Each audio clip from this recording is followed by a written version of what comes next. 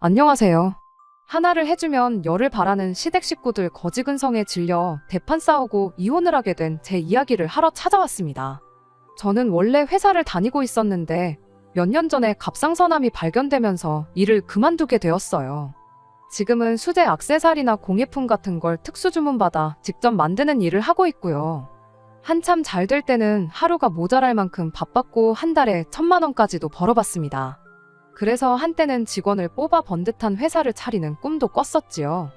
하지만 애석하게도 점점 매출이 줄기 시작하더니 지금은 딱 제가 회사 다닐 때 월급 정도만 벌고 있네요. 원래도 어릴 때부터 손으로 뭔가 만드는 걸 정말 좋아했어요.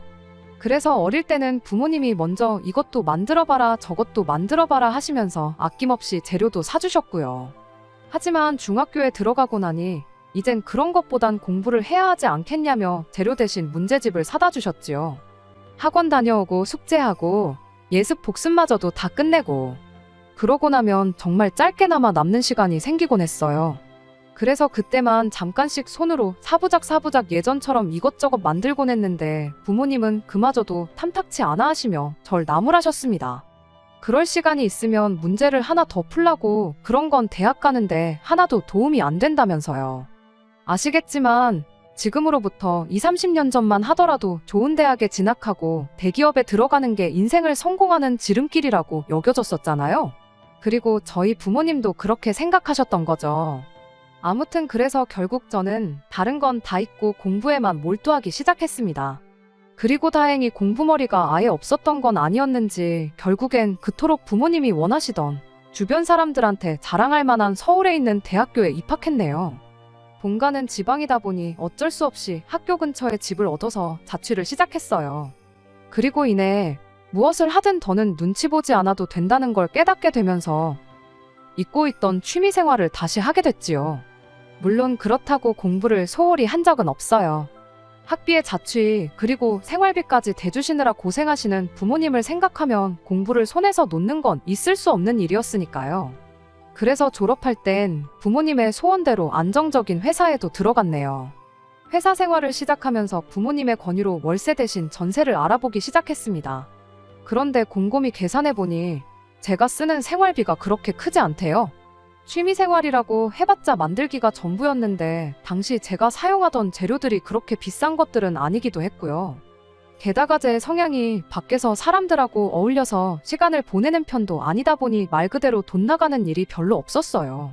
그러니 부모님이 도와주신다는 돈도 있고 대출을 받아도 충분히 갚아나갈 수 있겠다 싶은 게 전세 말고 집을 사는 게 낫겠더라고요. 참고로 그 당시만 하더라도 집은 사놓기만 하면 무조건 오르는 최고의 투자처였기에 더더욱 무리해서라도 집을 사야겠다고 생각했던 것 같아요. 그리고 4년 동안 죽어라 아껴 쓰고 살면서 대출을 다 상환했습니다. 주변에서들 저더러 독하다고 말이 많았죠. 그래도 말 그대로 오롯이 제 집이 되었기에 그런 욕도 개의치 않았네요. 그리고 그 무렵 직장 동료의 소개로 남편을 만나 연애를 시작했습니다. 남편은 저와 마찬가지로 회사원이었지만 월급이 많이 적었어요. 본인은 불만이 없다고 했지만 결혼 이야기가 나오면서 그나마 모아둔 돈도 많지 않다는 걸 알았을 땐 꽤 당황스러웠지요. 그래서 저희 부모님께선 저보다 많이 부족한 사람이라며 탐탁치 않아 하시기도 하셨습니다. 하지만 그땐 저나 남편 둘 다 서로가 아니면 안 된다는 생각이었기에 결국 부부의 연을 맺었네요. 그리고 지금 생각해보면 어떻게 들릴지 모르겠지만 제가 대출 없이 집을 가지고 있다 보니 마음에 여유가 있었나 싶기도 해요. 이미 집에 가정가구도 제가 쓰던 거긴 해도 다 갖춰져 있었으니 우리 결혼에 돈이 그렇게 중요한가 싶었던 거죠. 아무튼 그림 자체가 남편이 제가 사는 집에 들어오는 거였다 보니 당연한 얘기지만 집 명의는 그대로 뒀습니다. 다만 나중에 저희가 돈을 모아 더 큰 집으로 이사를 하게 되면 그땐 공동 명의를 하기로 했죠. 월급은 각자 관리, 생활비만 각출하기로 했고요. 솔직히 처음엔 어차피 이사 갈 때 공동 명의로 할 거면 재산이 하나로 묶인다는 얘긴데 왜 월급은 따로 관리해야 하나 의문이었어요. 어떻게 보면 각자 관리하는 건 저한테 좋은 거지 남편한텐 좋을 게 없었으니까 그런 제안을 남편이 먼저 한 것도 이해가 잘 안 되었고요. 하지만 나중에서야 이게 어머님의 생각이었단 걸 알게 되었어요. 제가 경제권을 쥐게 되면 아들 월급에 더 이상 당신이 손을 댈 수가 없겠다 싶으셨는지 말 그대로 저희 남편을 구워 삶아 놓으셨던 거죠. 아무튼 그랬어도 결혼하고 몇 달 동안은 행복한 날들이 이어졌습니다. 그런데 건강검진을 받다가 제가 갑상선암이라는 걸 알게 되었고 그때부터 제 인생은 송두리째 달라졌네요. 사실 처음엔 일찍 발견했고 다른 암도 아니고 완치율이 높기로 알려진 갑상선암이었으니 크게 걱정하지 않았어요. 병원에서도 심각하게 생각하지 말라고 했거든요.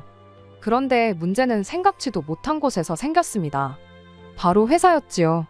제가 병가를 신청하니 회사에서 저를 불성실하고 책임감이 없는 직원으로 몰고 갔어요. 마치 제가 거짓말을 하는 것처럼 소문을 내기도 했죠. 그래서 병원에서 발급해준 온갖 서류들부터 시작해 노무사의 도움까지 받았지만 그럴수록 회사는 더 심한 압박을 해왔습니다. 영어만 하는 저에게 중국 고객을 맡기고는 거래가 성사되지 못하자 무능하다는 프레임을 씌우는 식으로요. 그리고 그런 일을 겪으면서 치료까지 병행하려니 이도저도 안 되더군요. 회사에 대한 믿음도 사라졌지요. 그래서 결국 퇴사했습니다. 그리고 제가 회사를 관둔 건 좀 더 시간이 흐른 후에서야 시댁에 알렸네요. 평소에도 저를 못마땅해 하시는 어머님이셨기에 미리부터 알려봤자 좋을 게 뭐가 있겠나 싶었으니까요. 그리고 아니나 다를까 어머님은 어디서 생기다만 게 며느리로 들어왔다며 악담을 퍼부으셨습니다. 그리고는 가족 중에 암 환자가 있었던 거 아니냐며 사기 결혼이라고 그냥은 못 넘어가신다고요. 웬만하면 저도 가만히 있었을 텐데 듣다 보니 어찌나 어이가 없던지요. 그래서 결국 어머님한테 한마디 했어요. 동네 똥개가 아파서 알아누워도 그렇게는 말 안 하겠다고 어떻게 며느리한테 괜찮냐는 말은 고사하고 그런 폭언을 하시냐 했죠. 그랬더니 어머님, 저더러 말대꾸하는 거 보니 아프다는 것도 다 거짓말 아니냐며 당신 쓰러진다고 쇼를 하시대요. 그리고 뭐 솔직히 그 쇼 아버님 남편 저 누구 하나 처음 보는 사람이 없었거든요. 그러니까 남편도 어머님 떨어 그만하시라고 하고 저한테도 죄송하다 말씀드리라 하고 그래서 결국 몇 주 지나 풀긴 풀었어요. 중간에서 이도저도 못하는 남편이 불쌍해서 그래 내가 어른이 겨먹어서 뭐하냐는 생각으로 죄송하다 했습니다. 속상해서 하신 말씀일 텐데 저도 몸이 아프다 보니 예민하게 받아들였다고 죄송하다고요. 그런데 보통은 이러면 아니다 나도 너한테 말을 그렇게 하지 말았어야 했는데 미안하다. 뭐 이렇게 대답하는 게 정상이잖아요. 전 정말이지 어머님도 생각이 있으시면 당신이 하셨던 말을 한번 곱씹어보고 저한테 사과는 못하시더라도 스스로 미안하고 민망한 마음은 가지실 줄 알았어요. 그런데 오히려 이후로 더 기고만장해지셨습니다. 원래는 저희 집이 멀다고 자주 오가지도 않으시던 분인데 이후론 툭하면 신우까지 데려와서는 상전 대접을 받으려고 하셨거든요. 지나가다가 점심 먹으러 들렀으니 밥 좀 차려와라 그런 식으로요. 어찌나 유치하던지. 그래서 한 번은 제가 연락도 없이 오셔선 이러시는 거 불편하다니까. 너 내 아들이 번 돈으로 먹고 사는데 그럼 내가 너한테 이 정도는 할 수 있는 거 아니냐대요. 기가 막혀서. 남편이 지금 외벌이인 건 맞지만 어머님 덕분에 돈 관리를 따로 해서 지금도 생활비는 각출하고 있다고 말씀드렸습니다. 어머님 덕분에 따로 저축을 해뒀다고요. 그러니 제가 어머님 아들 등골 빼먹을까 걱정이시면 안 하셔도 된다. 모르긴 몰라도 남편보다 제가 돈이 더 많을 거니 걱정 마시란 말도 덧붙였더니 또 괘씸하네 어쩌네 한마디를 안 지네. 당신 딸한테는 어디 가서 기죽지 말라고 입버릇처럼 말씀하시는 양반이 왜 며느리는 말 한마디 하는 것도 고가워하시던지. 정말이지 저라고 뭐 어머님이 좋아서 그랬겠어요? 그냥 제가 사랑하는 남편의 가족이니 어떻게든 저도 이해하고 품고 가려고 한 거죠. 그런데 도대체 뭐가 문제인지 어머님이나 그 무렵엔 신우까지 한술 더 떠서는 저를 품어주긴커녕 끌어내리지 못해 혈안이 되어 있더라고요. 그리고 결정적인 일이 있던 건 저희 집이 방 2개 딸린 20평대 아파트예요. 그중 방 1개는 제가 결혼 전부터 취미생활을 하는 나름의 작업실로 쓰고 있었고요. 그런데 결혼하면서 남편이 저희 집으로 들어왔잖아요. 그러니까 남편이 제 작업실을 드레스룸으로 바꾸면 어떻겠냐대요. 안방을 좀 넓게 쓰자면서요. 그리고 처음엔 혹해서 그럴까 싶기도 했는데 또 생각해보니까 그래도 왠지 내키지가 않았죠. 그래서 거절했었는데 지금 생각해보면 안 없애길 정말 잘했다 싶어요. 제가 회사를 나온 이후로 그만큼 집에 혼자 있는 시간이 많아졌고 그러면서 그 작업실에서 보내는 시간이 길어졌거든요. 그런데 하루는 신우가 그 작업실을 보면서 시비를 걸었습니다. 들어가도 된다고 말도 안 했는데 멋대로 들어가서는 이것저것 제가 만들어 놓은 것들을 들었다 놓다 하더니 감각이 있네 없네 색이 구리네 어쩌네. 그리고는 더 예쁘고 잘 만든 것들도 10,000원도 안 한다며 쓸데없는데 시간 쓰지 말고 그럴 시간에 나가서 돈 벌 생각을 하라나요? 그런데 그때 아 이런 걸 팔 수도 있구나 하는 생각이 머리를 스쳤습니다. 신우는 어떻게든 저를 깎아내리려고 건 시비였겠지만 저한테는 어떤 의미로 영감을 준 거죠. 그때까지만 해도 그저 취미생활이었는데 이게 어쩌면 정말 내 일이 될 수도 있겠다 하는 영감이요. 그리고 그때부터 밤새도록 온라인 스토어를 열고 지난 몇 년 동안 만든 것들을 하나하나 사진 찍어 올리기 시작했습니다. 조금 번거롭긴 했지만 따로 할 일이 있던 것도 아니었고 어쩌면 이게 제 일이 될지도 모른다는 생각에 지루하고 힘든지도 모르겠더라고요. 하지만 훈하고 한 달이 넘어갈 때까지 아무 반응도 없으니 그땐 솔직히 좀 마음이 조급해졌던 것도 사실이에요. 그래서 취직 준비를 병행하기 시작했어요. 그리고 결국 6개월 만에 운명 같은 첫 손님을 만나게 되었습니다. 제 작품들을 전부 다 살펴봤는데 제가 만드는 스타일이 너무 마음에 든다면서 혹시 주문 제작도 해주냐대요. 저한테는 그게 새로운 도전이었기에 순간 떨리긴 했지만 무슨 자신감이었는지 물론이라고 해준다고 대답을 했어요. 그리고 이미 일은 저질렀으니 어떻게든 해낼 수밖에 없었죠. 그래서 바로 작업에 들어갔는데 그때 만든 게 말 그대로 대박이 났어요. 알고 보니 그 손님분이 팔로워도 엄청 많고 인터넷에서 굉장히 유명한 사람이었던 거죠. 손님이 자기가 주문 제작한 건데 어떠냐면서 너무 마음에 든다고 찍어 올린 영상이 팔로워들한테 입소문을 타고 퍼진 모양이더라고요. 그래서 말 그대로 반년 만에 대박이 났어요. 제가 연습 삼아 만들던 것도 너무 초반에 만든 어설픈 것들 제외하면 전부 다 팔렸으니까요. 이후로 쏟아지는 주문에 몸이 10개라도 부족할 만큼 정신없이 바빴습니다. 제가 회사 다닐 때 2배가 넘게 돈을 벌기도 했지요. 사실 당장은 그렇다 쳐도 언제까지 모아놓은 돈만 야금야금 파먹고 살아야 하나 하는 걱정이 많았어요. 내가 집이 있고 돈이 있으니 신우랑 시어머니가 저렇게 나와도 버티고 있는 거지 그마저도 없으면 두 사람을 어떻게 감당해야 하나 그런 고민도 있었고요. 그래서 더 정말 다행이다 싶었네요. 아무튼 신우랑 어머님한테 좋은 감정이라곤 눈꼽만큼도 없었지만 그래도 따지고 보면 신우 덕분에 시작한 사업이었으니 제가 한턱 거하게 쏘겠다고 자리를 만들었습니다. 그런데 두 사람은 약속 장소에 도착하기가 무섭게 돈이 어디 하늘에서 떨어지기라도 했냐며 웬일로 밖에서 밥을 다 사주냐고 빈정거리대요. 이런 자리를 만든 제 자신을 탓하면서 올라오는 짜증을 꾹 참았습니다. 그리곤 신우더러 형님이 예전에 제가 만드는 것들 사람들이 팔기도 한다 그러지 않으셨냐? 그래서 저도 한번 팔아봤는데 그게 생각보다 장사가 잘 되더라. 그래서 이렇게 밥 사드리는 거다 했지요. 그리고 정말 우습게도 제가 장사가 된다 하니 곧바로 태도가 돌변해서는 얼마나 벌었냐면서 관심을 보이더라고요. 그래서 정확하게 액수는 말 안 하고 소고기 사드릴 만큼은 벌었다니까. 축하는 고사하고 뭐가 그렇게 맘에 안 드는지 똥 씹은 얼굴로 밥을 먹더라고요. 그리고 몇 달 뒤 일이 터졌습니다. 남편이 난감한 표정으로 저한테 혹시 돈 좀 빌려줄 수 있냐고 묻더라고요. 남편이 그런 말을 한 건 처음이었기에 무슨 일이라도 있냐고 물었죠. 그러자 남편이 한참 만에 하는 말이 어머님이랑 신호 카드값이 너무 많이 나왔답니다. 그러면서 카드값 갚자고 대출을 받을 순 없는 거 아니냐며 자기한테 도와달라고 했는데 자기도 돈이 없어서 그런다나요? 카드값이 얼마나 나왔길래 대출 소리가 나오나 싶은 것도 어이가 없었지만 은연중에 남편이 자기도 돈이 없다고 한 말이 정말 충격이었어요. 정말이지 망치로 뒤통수를 한 대 쿵하고 얻어맞은 기분이었달까요.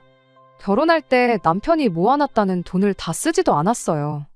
거의 맨몸으로 장가만 오다시피 했으니 그 돈은 남편더러 이사갈 때 보태게 잘 가지고 있으라고 했거든요. 그리고 또 저희가 생활비를 제외하곤 따로 관리하기로 했었으니 그렇게 모여진 돈도 얼마가 됐든 있어야 말이 되는 거였고요. 그런데 제가 따지고 드니 그동안 매번 어머님이나 신우가 돈을 요구하거나 뭘 사달라고 하면 그걸 거절 못하고 들어주고 있었다네요. 생활비 빼고 각자 돈은 알아서 관리하자고 할 때 알아봤어야 했는데 내가 너무 안일했구나 싶었어요.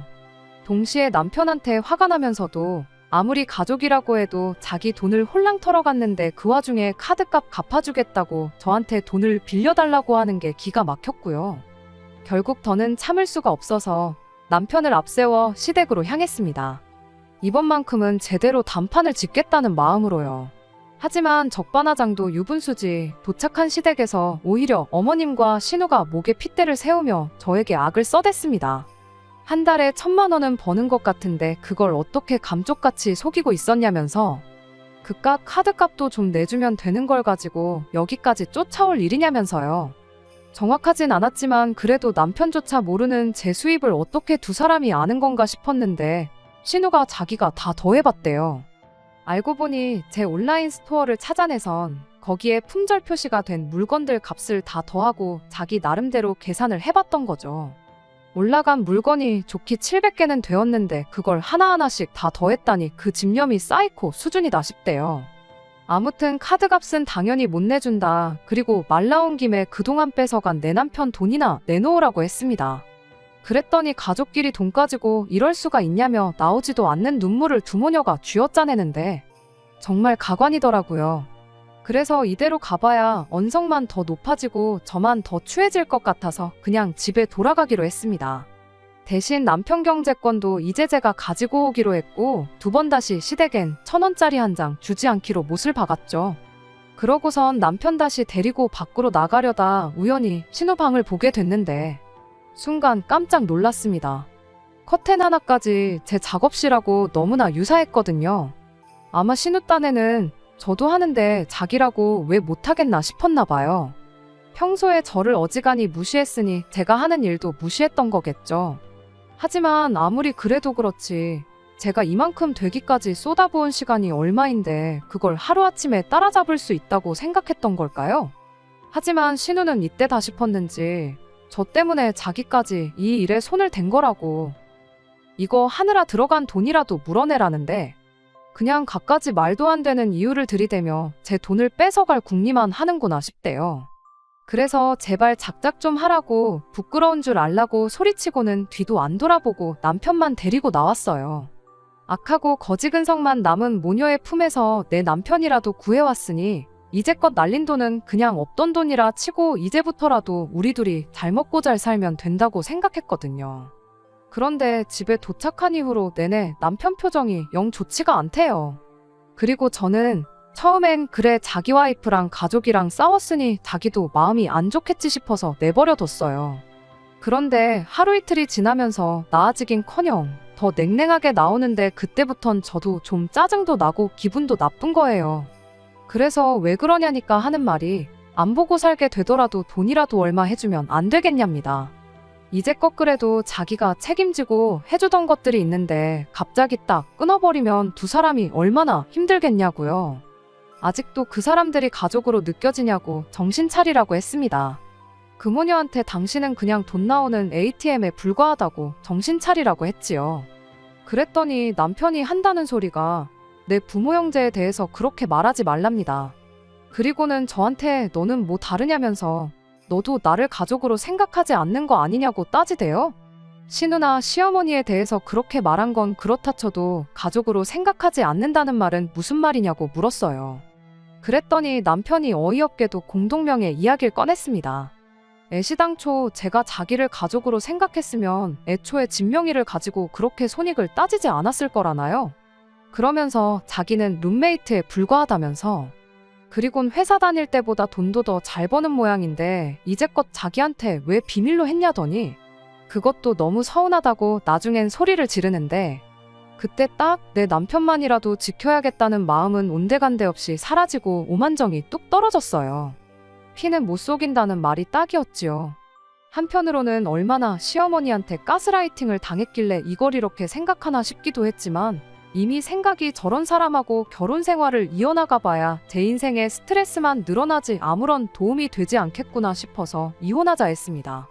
룸메이트랑 다름없다고 이야기했는데 룸메이트는 적어도 월세는 내고 산다고. 너는 맨몸으로 들어와서 이제껏 네 밥값밖에 더 냈냐고요. 그리고는 여태까지 내 집에 얹혀 살았던 거 하루하루 다 계산해서 당신 앞으로 청구할 테니 그렇게 알라하며 당장 짐 빼서 사랑하는 가족들 품으로 꺼져달라고 했습니다. 그리고 남편도 그제서야 제가 그냥 하는 소리가 아니라는 걸 깨달았는지 난데없이 제 다리를 붙잡고 자기가 잘못했다고 꺽꺽 소리를 내며 우는데 아무리 사랑했던 남편이라도 그 눈물에 진심이 보이지 않고 가짜처럼 보일 뿐이었어요. 그리고 정확히 반년 뒤에 저희는 이혼했습니다. 제가 이혼 소송 이야기를 했더니 위자료 걱정이 되었는지 협의 이혼 하자더라고요. 재산분할 청구해봐야 개코도 못 받을 걸 아니까 순순히 이혼해 준 거겠죠. 조건 같은 거 하나도 안 보고 결혼하는 건 아무 문제가 아니었는데 적어도 남편의 가족들이 어떤 사람들이었는지는 봤어야 했던 것 같아요. 그것도 생각 못하고 결혼한 제 잘못이 크네요. 그리고 이건 여담이지만 신우가 저를 따라 시작한 사업이 망하기 직전인 것 같아요. 종종 신우 온라인 스토어를 확인하고 있는데 그래도 본인 딴에는 하긴 하나 보더라고요. 다만 문제는 그나마 올라온 후기들이 퀄리티가 아주 허접쓰레기 같다고 사진빨에 속지 말라는 혹평들 뿐이대요. 능력은 없으면서 똥자존심만 높은 신우이가 그 혹평을 얼마나 받아들일 수 있을지 참으로 궁금합니다. 솔직히 한때는 내 가족이라 생각했던 사람들이지만 지금 생각으로는 당장 내일이라도 온 식구가 쫄딱 망해서 길바닥에 나앉아버렸으면 좋겠어요. 누군가는 제 심보가 고약하다 할지도 모르겠지만 제가 힘들었던 것만큼 그 이상 몇 배로 그 사람들도 고생했으면 좋겠네요. 끝까지 들어주셔서 감사합니다. 오늘의 사연은 여기까지입니다. 구독과 좋아요, 알람 설정 부탁드리고 더 좋은 사연으로 다시 찾아뵙겠습니다. 감사합니다.